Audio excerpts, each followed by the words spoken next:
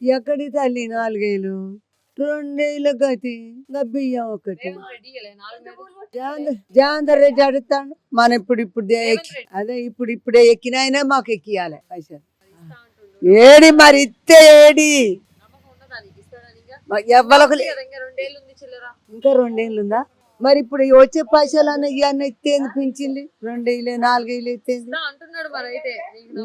లేదు ఎవ్వలకు లేదమ్మా నువ్వు నమ్ముపోరా మేము కడుపుంటా కన్నాం కానీ ఎవ్వలకు నమ్మకమే లేదు. ఇప్పుడు రేవంత్ రెడ్డి వచ్చినాక ఎట్లుంది మీ పరిస్థితి? ఎట్లుంది పరిస్థితి? అదే పరిస్థితి మాకేది ఇంకా గాటాలే నొచ్చటాలే. ఇల్లు లేదు, ఇల్లు కూడా బిక్కున్న సబ్ చెప్పుకోను.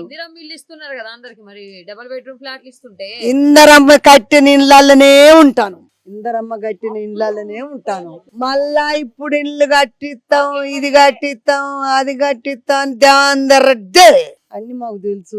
మన సచ్చినోడు ఉన్నాడు అక్కడెక్కడ చంపి ఆడొచ్చినాక అప్పుడు అన్ని చేసాడు. ఊరిని రోడ్డు పోపించుడు చేసాడు, రోడ్డు పోపించి అన్ని చేసి ఇప్పుడు దేవేందర్ రెడ్డి మాకు ముసలోళ్ళకు 4,000 ఇవ్వచ్చుగా తిని తలుచుకుంటాం. ఇంకొక ఓటు సాటంగానేస్తాంగా అన్నప్పుడు ఇవ్వాలి బిడ్డ.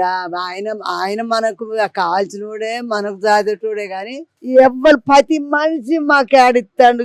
విజయవాడలేమో 4,000 ఇస్తా అంటే మనకి ఇక్కడ ప్రతి మనిషి అదే ముచ్చట మాట్లాడతారు, ఏదో అదే మాట్లాడతారు బిడ్డ. నేను అన్నది ఏం తప్పు లేదు. మన ఓట్ల నా కోడలు గెలిచి దేవేంద్రకి తింటాను. దొడ్డు బియ్యం తీసుకుపోయి సన్నది తెస్తే సాగా వండుకొని తింటాను. మాకు అన్ని తెలుసమ్మా. ఆ దొడ్డు బియ్యాన్ని సన్నం అవుతాయి. నేనంటే బాధ కాదు, అంత సంతోషాన్ని అంటాను. ఇప్పుడు నా కోడలు గెలిచింది, దేవేందర్ రెడ్డికి వెళ్ళి గెలిచి సుఖం లేదు. కాంగ్రెస్కి వెళ్ళి ఉన్నారు, తెలుగుదేశం ఎక్కుతూనే ఉన్నా వస్తూనే ఉన్నా.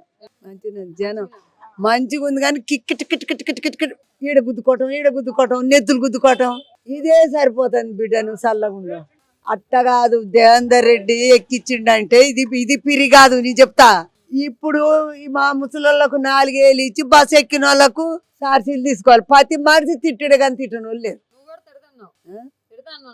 నేనెందుకు ఏడికి ఒకళ్ళ మీద ఒకళ్ళు తొడలానిచ్చిన తప్పేనా, ఈడ కూర్చున్నా తప్పేనా, అసలు ఇటు గుత్తాను అటు ఇట్ట ఎక్కడ పంచాయతీ బిడ్డ. నేను నేతలు చెప్పను. దేవేందర్ రెడ్డి మాకు తెలుసు, మాకు దగ్గర అక్కడ.